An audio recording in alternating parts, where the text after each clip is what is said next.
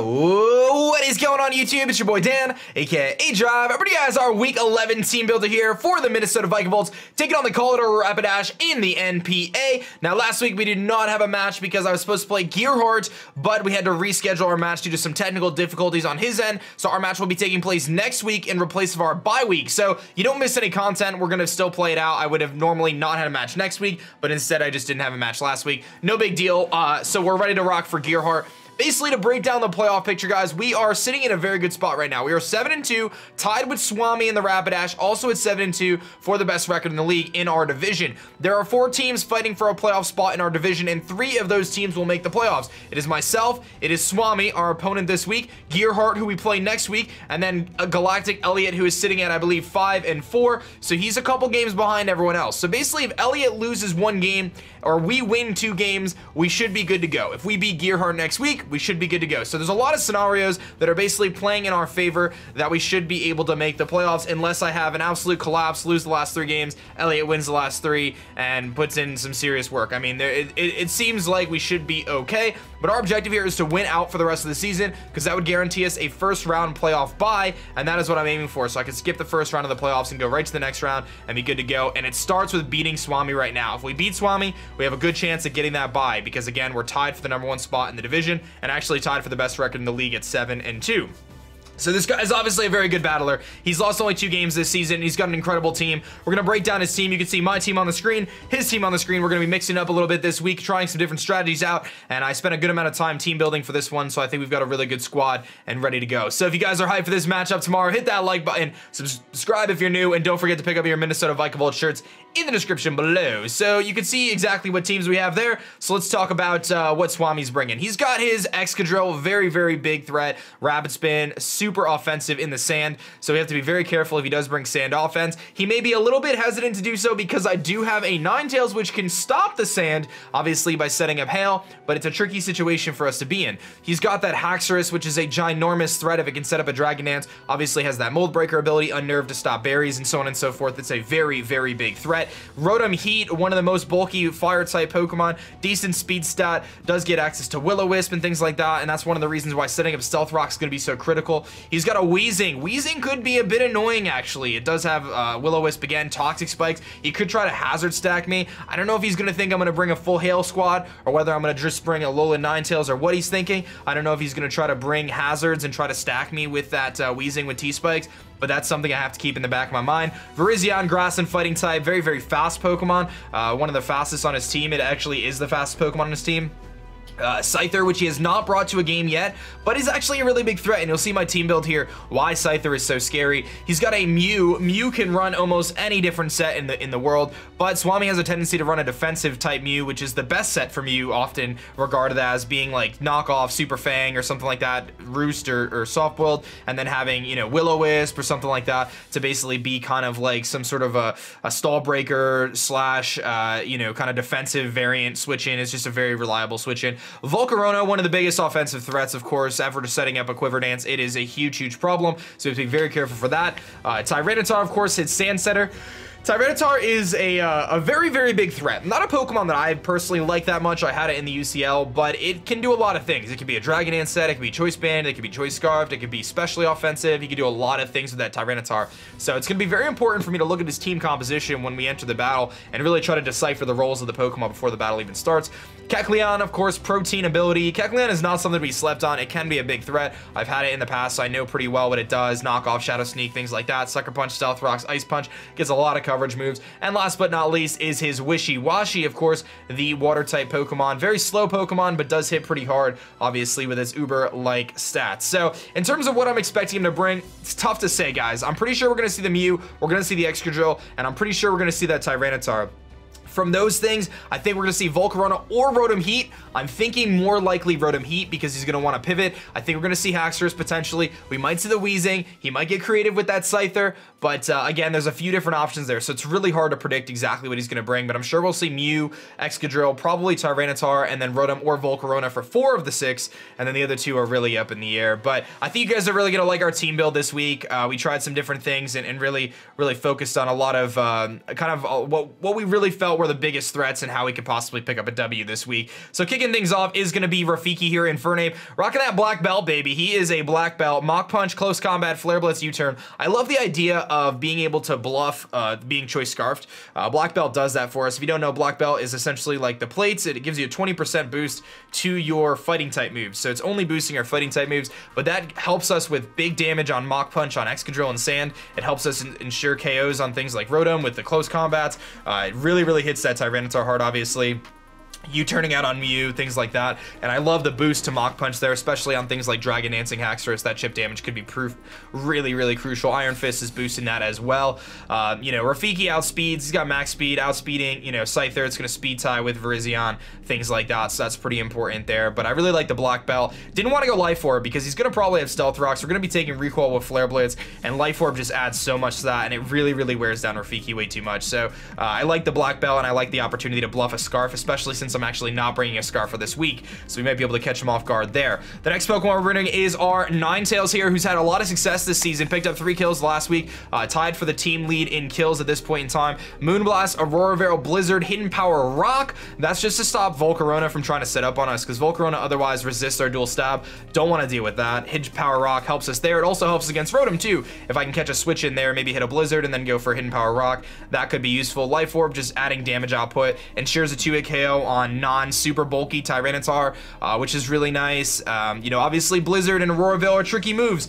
With him having Sand, if I mispredict, I go for a Blizzard, he goes into Tyranitar, I'll probably miss. If I go for Aurora Veil in the hail, he goes into Tyranitar, I won't be able to get my Aurora Veil up. So we're gonna have to be very careful how we play our Ninetales this week, and I'm planning on kind of holding it in the back just till I get some more information about his sets and making sure I pull the trigger on that Aurora Veil at the right time. But a misprediction on his part going into Tyranitar, I predict I go for the Moonblast, he gets 2-shotted. So it's a tricky situation for both of us that we're kind of in here, but we're gonna be fighting the weather war. I'm pretty sure we're gonna be fighting a weather war here between Sand and Hail, and he does have a bit of an advantage, I would say, in terms of the weather, because his Sand Sweeper is better than my Hail Sweeper. Obviously Excadrill, one of the biggest threats in competitive Pokemon, there's no real doubt about that, and the fact that his Tyranitar is slower allows him to get the Sand up after my Hail, kind of giving him an advantage there. And just generally, Excadrill, Tyranitar are better than Ninetales in a 1v1 type of matchup there, but I do think Ninetales has a lot of usability in this match, and if I could time that Aurora Veil correctly, it could be huge. Hidden Power Rock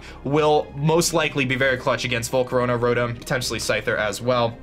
Otherwise, Blizzard hits everything else pretty good. The next Pokemon, bring in very unique set, bring in a Modest, Assault Vest, Gooey, Slime Shady, but kind of a weird set. Like I said, we're actually rocking almost max HP, 100 attack with Modest, so I understand that doesn't make a lot of sense. 112 special attack and 60 speed. So the 60 speed is going to allow us to outspeed things like T-Tar, you know, a lot of invested T-Tar, so we're going to outspeed that. Some of his slower stuff could give us an edge up over some of the things like Rotom if he doesn't really speed invest there. But Rock Slide is there for things like Volcarona. This thing is our primary switch into Volcarona, because otherwise I can't do anything. Volcarona beats my team, like it's such a huge threat, but Goodra can switch in and can really take anything from a Volcarona. So I know I can switch this thing in. I know I can take the hits. Rock Slide will destroy that thing, obviously.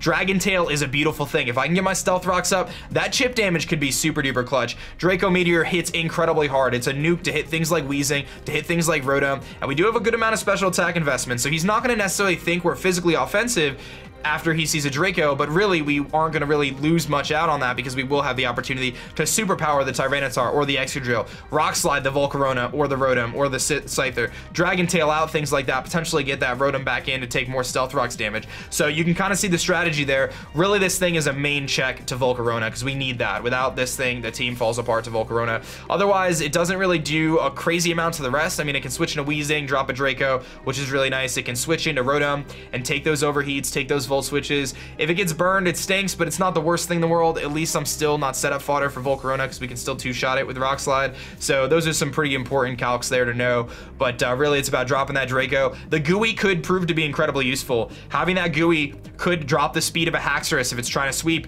really nullify its Dragon Dance. It could drop the speed of something like, you know, the Excadrill, if it's in sand, it could slow down the Virizion. So Gooey made a lot of sense this week. Sap Sipper would have been nice for Giga Drain on Volcarona and Leaf Blade on Virizion, but I really felt like Gooey was the better play. I haven't brought Gooey yet this season, but Gooey just makes a lot of sense in slowing down those threats, specifically Haxorus and Excadrill, because those two Pokemon could be really, really problematic for my team, and they would be for any team. The next Pokemon we're bringing is going to be our Krookodile here with Stealth Rocks. Krookodile Rock Slide, Stealth Rock, Earthquake, knockoff. Rock Slide because I don't want to miss. I gotta run Rock Slide this week. I don't want to miss. This is most likely our lead for this matchup. I'm running the Lumberry to stop Mew from Will-O-Wisping me, to stop Rotom from Will-O-Wisping me, to stop Flame Body Hacks on Volcarona if I knock off into that thing, and he happens to be, you know, Fire MZ or something like that. You know, we get burned. I have the Lumberry. Made a lot of sense. I really like this Pokemon as a lead because his really only option to lead against this that would be effective would probably be something like the Virizion. Whereas pretty much everything else I can, and maybe Scyther, but if he leads Mew, chances are, unless he's speed invested, which he probably wouldn't be if he's the Will-O-Wisp that his first action on Mew is to burn me, and I can simply just go for a big knockoff. If I'm faster, we knock out the Mew. If I'm not faster, it's fine. He still takes a huge, huge hit. In theory, loses his leftovers, and I recover off that burn with the Lumberry, which is really nice. Stealth Rock there, very important to get that up. That's why this is probably going to be our lead. His real hazard removing options are that Excadrill. If I can burn a turn of that thing rapid spinning, that's fine. If he wants to defog with Mew, that's also fine. But getting up that Stealth Rock is going to be crucial for chip damage on a lot of the Pokemon that he has. So I really like this Krookodile set. And like I said, we're running pretty much enough speed to outspeed Excadrill outside of sand. We've got enough at just max attack and the rest in bulk. So the next Pokemon is a more defensive variant. We're bringing our Shaymin here. Shaymin is pretty much running max defense, essentially. We're running bold, 164 defense, 252 HP, a little bit of speed, just a little bit of speed to make sure that max speed Tyranitar doesn't outspeed us. That'll also give us a little bit of speed in case he's defensive Rotom, things like that. And just a tiny bit of special attack to just kind of nab a few of those KOs. That could be crucial. But Seed Flare, Leech Seed, Toxic, Dazzling Gleam. I really like Leech Seed in this match in terms of just wearing down the team. This is my primary switch into Excadrill, one of my primary switch-ins to Tyranitar. Unfortunately, I don't have like an amazing counter to those Pokemon. I just have to kind of check them. But really, Meadow's job is to come in. It can Seed Flare some things, maybe get some Spit F drops. I can Leech Seed and kind of get some health back. Didn't really want to run Synthesis because we're dealing with two different types of weather. The chances of Synthesis being effective is pretty low, so Leech Seed made a little bit more sense there. And Toxic could be really useful to wear things down, especially like Toxicking the Mew to wear it down as kind of a way to get rid of it, because I have the Natural Cure, so I can heal that off myself, and it could prove to be pretty effective there. Otherwise, Seed Flare really scares things like Excadrill and T-Tar. They don't want to switch in. Now, the one thing is, like, Excadrill with, like, X-Scissor, Savage Spin out Excadrill, like, if you bust out a Z-move, that could be a really big deal for Shaymin and really mess things up, but nevertheless, it's got to be my response to those Pokemon. So, you know, alternatively, I could have went with something like, you know, I could have went with something like Vikavolts. So he might actually not, you know, kind of be surprised, because if he really looks at my team, Vikavolt was an option that I thought of quite a bit, because after Agility, you know, we could really put some work in against things like that Mew, things like that, you know, Tyranitar with like Flash Cannon and stuff like that. So he may be, his Excadrill may be forced into a weird situation where it's going to run Earthquake, Iron Head, and then, is it going to run X-Scissor for Shaymin or not? Is he going to be SD? He's probably going to want a Rapid Spin on it. If he doesn't have Rapid Spin, that opens up that move slot, but he's going to want Rock Slide as well. So it's kind of like, where in that realm of moves is he going to be running? But last but not least, very, very important member of the team, it was actually Necrozma, guys. I had Necrozma on the team. It was a weakness policy set with stored power, Dark Pulse, Brick Break, and wait, yeah, I think I just said them all, and Rock Polish. That was what we were going to bring as a Necrozma with weakness policy, to maybe get hit with a knockoff by the Mew, or potentially an X-Scissor from Excadrill, Bug Buzz from Volcarona, but I just didn't trust in it. I just wasn't really feeling it, and I decided to make a change, and I decided to go with Facepalm, baby, making his season debut, Facepalm, and I love this set, dude. I'm really excited about this Pokemon this week. Max attack, max speed. That's gonna give us an opportunity to speed tie with Choice Scarf Virizion after a Shell Smash. Also makes it so if he is defensive Mew, which I'm expecting him to potentially be, we will outspeed the Mew. We outspeed things like Weezing and so on and so forth. We're gonna outspeed things like T-Tar, obviously, and we could outspeed things like Rotom if he's not a ton of speed investment, which could be really useful. One thing to note is with Aurora Veil up, this thing is amazing. Without Aurora Veil up, he's got the Sand up. We do get a special defense increase because we are Rock type, so that's something to note. That allows us to take hits from Volcarona if he doesn't have Giga Drain, allows us to take hits from Rotom. He goes for Volt Switch, so that could be really useful. But Razor Shell Frustration, that coverage really murks his team. After a Shell Smash, Razor Shell destroys Excadrill. Frustration one-shots the Haxorus. Razor Shell one-shots the Rotom, and you see that we have Taunt there. Taunt allows us to taunt things like Weezing, Rotom, and Mew to stop them from Will-O-Wisping us. So normally, you know, Mew could come in, it can go for a Will-O-Wisp. My plan is hopefully I'll be faster than the Mew, which is something I hope to scout for early game, and then be able to taunt the Mew. He goes for Will-O-Wisp, and then he's just sitting there, and I get to Shell Smash up in that Mew's face and then go for a sweep.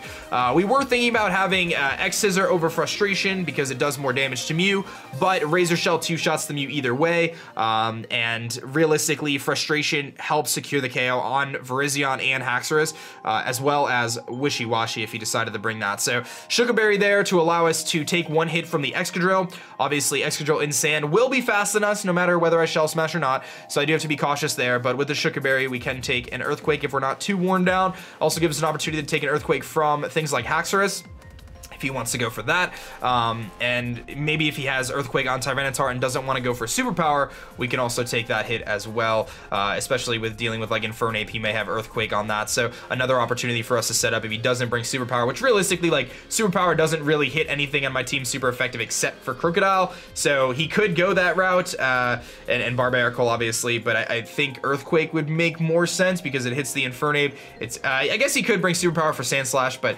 that's something that we'll see what happens, but the Sugar Berries seem to make the most sense to me there. But yeah, that's our squad, guys. I am really excited about this match. I think this could be one that we can definitely pull out a W with, especially with Facepalm here, but our core strategy is really to get those Stealth Rocks up with Krookodile, weaken down his team, you know, try to use things like Goodra and Shaymin as defensive pivots to scout up. I gotta get Aurora Veil up. If I can do that effectively and stop his Sand Rush Excadrill from sweeping, we could be in a pretty good spot. Infernape is there, keeping it in the back, hoping he thinks it's Scarfed if I bring it in and U-turn on something, but realistically that Mach Punch could be super crucial as a way to get rid of things like Excadrill, a way to get rid of things like Tyranitar, and so on and so forth. So that's our squad there, guys. I made it without a yawn. Hope you guys enjoyed. Hit that like button down below if you did. Subscribe if you're new, and I'll see you guys for the match tomorrow against the Colorado Rapidash. My name is Dan. I'll ask about aDrive, and I'll catch you guys next time.